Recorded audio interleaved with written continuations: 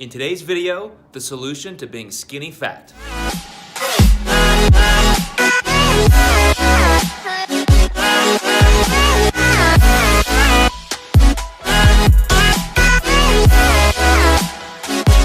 All by myself. Thank you guys for the questions. This is from my Instagram. Ready? What's going on, guys? This is Paul Revelia and Dr. Joe Klemczewski coming to you live from Phoenix, Arizona. Yeah, pretty awesome here. So Dr. Joe and I are out in Phoenix, Arizona. We're working on a project called NAMS Cert, which is basically, what do you explain what we're doing here?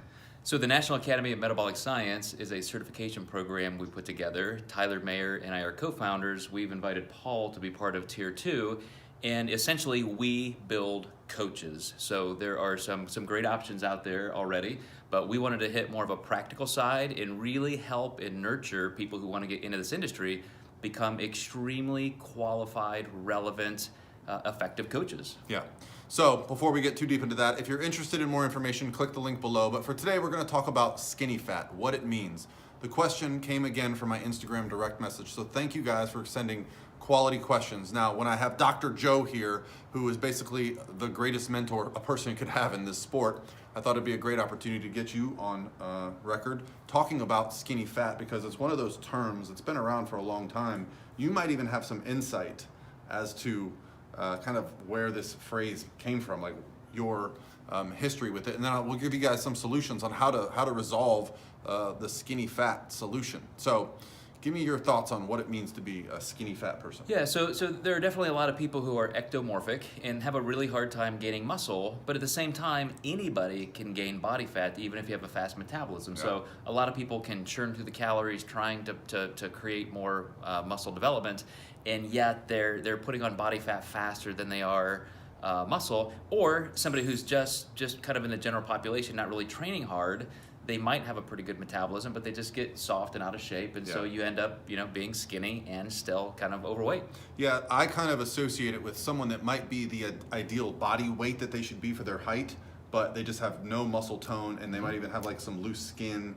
They just don't feel comfortable in their own bodies. Right. So for this guy that's asking us about how to fix skinny fat, and it could be associated with women, the first question most people ask is, should I focus on putting on muscle, or should I focus on getting the body fat off first? What would be your kind of general guidelines for that? I do think it's helpful to address it in stages. So depending on how much body fat the person has, if they do have a pretty high body fat percentage, they might want to tighten up a little bit first and then go for more of a healthier, cleaner way of building muscle. But a lot of people just really need the stimulus of training. So I would say focus on building that muscle, let your body fat come up to a reasonable level. And then as you've created that muscle, almost like when you and I were teenagers trying to do the same thing, trying to gain muscle, you build the house before you paint it. So I would definitely, depending on body composition, address that in one of those two different ways. But you definitely have to spend some time focusing on calorie surplus and a lot of heavy training. Yeah, and I think for somebody that's got an underdeveloped musculature, there's an opportunity there where you can actually put on lean body mass and lose a little bit of body fat and really dramatically change your body composition. So you don't have to look at it as black or white. Should I do this or should I do that? If you start eating in a manner that's around maintenance while you're focused on getting stronger and putting on some lean body mass, training intelligently, you can change your body composition in a positive manner. But putting on muscle is the only way to fix being skinny. And this is a process that takes years. So I remember myself, I'm almost approaching 40 years of consistent training. Wow. And there are times in my life, like maybe every 5 or so years, I would take a solid 2 to 3 year block of time and focus on just gaining. So I was okay with my body fat going up to, 16, 18%, but I just spent years and years going after heavy, consistent training. Yeah, I think that's something that maybe in today's era, because you and I might not be quite in touch with exactly what's going on in the fitness world as we were maybe 20, 25 years ago, but nobody was afraid to get heavy. My goal was to hit a certain body weight. I didn't look at it as I need my body composition. Same here. I just wanted to hit 200 pounds, 210, 220, Yeah. while getting a little bit stronger in the gym.